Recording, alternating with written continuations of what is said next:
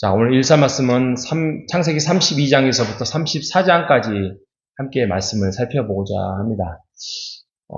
제목으로만 따지면 32장은 우리가 새벽에 함께 읽었지만 씨름입니다. 씨름. 천사와 씨름하는 사건을 주된 내용으로 다루고 있고요. 33장은 화해. 누구랑 화해냐면 형 에서를 만남으로써 이제 화해를 합니다. 그리고 34장은 세겜에서의 디나 사건이 있습니다. 여기서 그 세겜이라는 지역이면서도 또 그 추장 아들이 그 강간하는 사건으로 좀 가슴 아픈 또 집안 사건들이 이루어지지요. 32장에 가면 야곱이 드디어 이제 고향으로 귀향을 하러 가는데 거의 그 고향에 임박했을 때에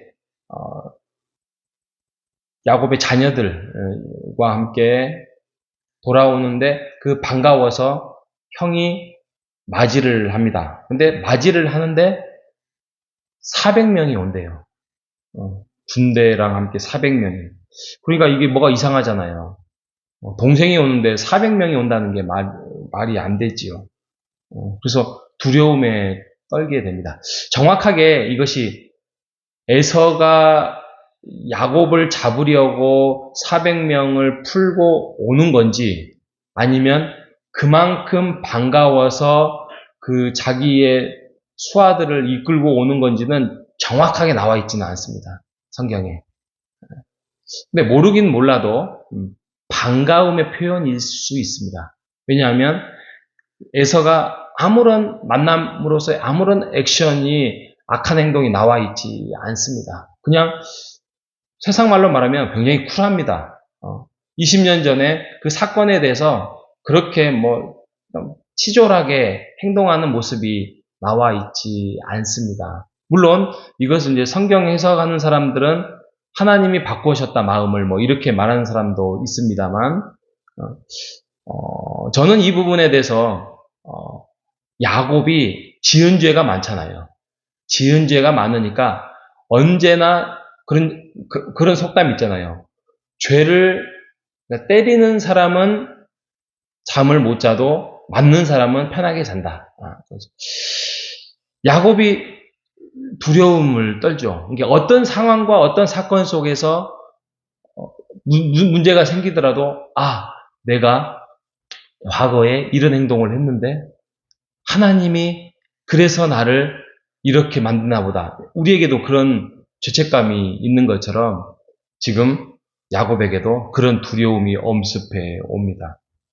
그래서 이제 맞이하기 직전에 거기서 어떤 사람을 만나죠. 여기서 이제 일반 천사라고 하죠. 하나님이 보낸 천사로 씨름을 합니다. 씨름을 하면서 나를 축복하지 아니하면 내가 놓지 않습니다라는 아주 집요한 씨름 대회를 하게 됩니다.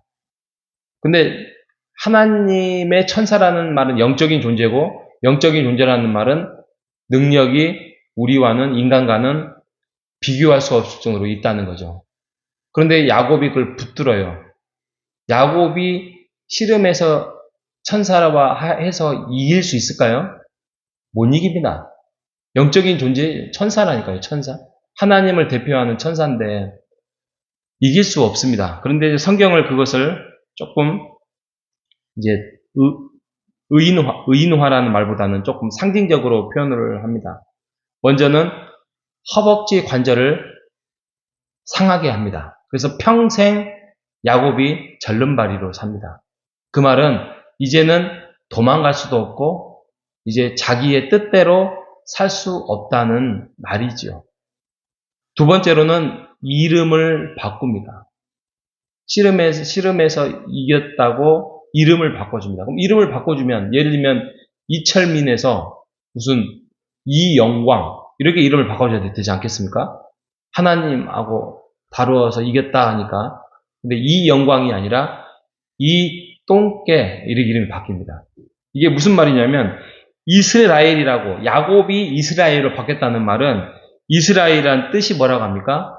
하나님과 겨루어 이겼다. 하나님과 겨루어 이기면 안 되죠. 자, 우리가 아무리 기도의 능력자고 아무리 출중한 능력을 갖고 있더라도 하나님과 겨루어 이기면 안 돼. 그러니까 이거를 어떻게 보면은 상징적으로 좀 이렇게 반어적으로 표현을 해요. 그래? 너가 하나님과 이겼어? 라는 이름을 바꿔줍니다. 이제는 너 혼자 살 수 없고 너는 하나님과 살아가는 자야. 라는 거죠. 아니, 처음부터 그랬어요. 아브라함의 그 자손에서, 집안에서 태어난 사람은 어차피 하나님께 붙들림 바 되어서 어제도 말씀드렸고 그제도 말씀드렸던 축복된 자녀의 집안의 사람입니다. 그래서 하나님이 말씀하시는 대로 살아갈 수밖에 없는 존재자의 집안이에요. 그리고 축복을 해주시는 집안이고요. 그러니까 이스라엘이라는 말은 이제 너는 하나님 품 안에서 도망갈 수 없는 자야. 이 말씀을 하고 있는 거죠. 그래서 그 이름을 바꿔주면서 이제 부끄러움을 당하게 합니다. 모든 것들이 살고 죽고 행복하고 또 불행한 모든 것들은 하나님의 손아귀에 있다는 것을 야곱을 통하여서, 이 씨름을 통하여서 하나님이 보여준다는 사실입니다. 하나님이 돌보심이 없다면, 하나님의 이끄심이 없다면 야곱의 인생은 아무리 행복하게 살려고 해도 행복할 수 없습니다. 33장에 가면 에서를 만납니다. 에서도 물론 하나님이 사인을 주셨을 수도 있죠. 그래서 정말 화해를 잘합니다. 그래서 선물을 줘도 거절하고요. 그렇게 하면서 아주 20년 만에 형제 간에 정말 사랑을 싹 트는데, 그럼에도 불구하고 야곱은 두려움 속에서 형을 따라서 살지 않습니다. 좀 먼 곳에서 떨어져서 살게 되지요. 이것도 하나님의 인도와 보호하심 속에서 살게 되죠.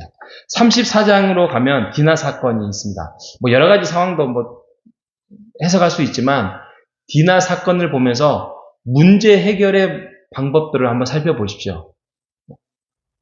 걱정스러웠던 것이 뭐냐면 이런 아무리 자기의 누이가 강간을 당했다고 해도 문제 해결의 방법이 아주 비인간적입니다. 첫째는 할례라는 것들을 행하면 결혼을 허용해 주겠다라는 그의 자녀들이 할례를 행하게 해놓고 다 죽여버립니다. 할례가 보면 하나님의 언약의 표징인데 이것을 죄로 사용을 합니다.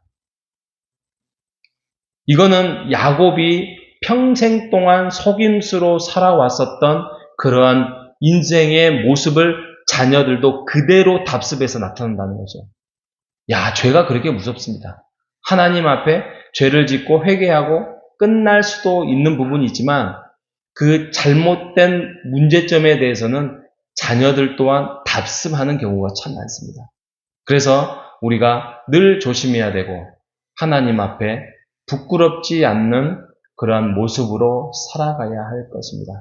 이제는 우리의 모습이 우리 자녀들과 살지 않을 때도 있고 또 이제는 자녀들도 훌쩍 커서 어떤 가치관이 형성됐지만 그럼에도 불구하고 하나님의 영광과 하나님의 일하심은 어디에서 나타날지를 모르니 우리가 지금이라도 올바른 습관, 올바른 태도 안에서 늘 기도하고 하나님 안에서 온전한 모습으로 살아가는 우리 모두가 되시기를 주님의 이름으로 축복합니다.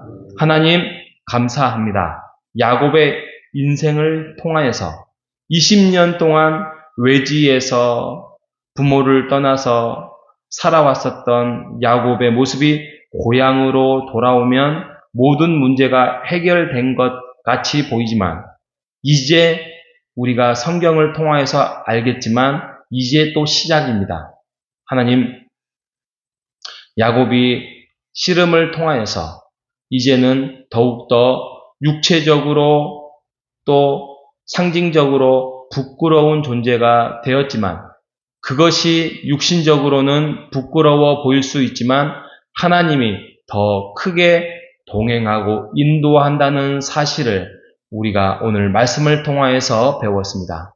하나님, 우리의 인생 또한 우리가 어려움에 있든지 또 뭔가 불이익이 당하는 일이 있더라도 그것이 끝나는 것이 아니라 하나님과 동행하시고 이끄심을 통하여서 더욱더 하나님을 의지하고 하나님 안에서 성공하며 승리하는 자로 살아갈 수 있도록 인도하여 주시옵소서. 하나님, 거짓말하지 않고 속임수를 쓰는 인생이 되지 않도록 도와주시고 우리가 하나님께 복수를 맡기는 자로 주의 자녀로 살아가는 그러한 귀한 인생 될 수 있도록 인도하여 주옵소서.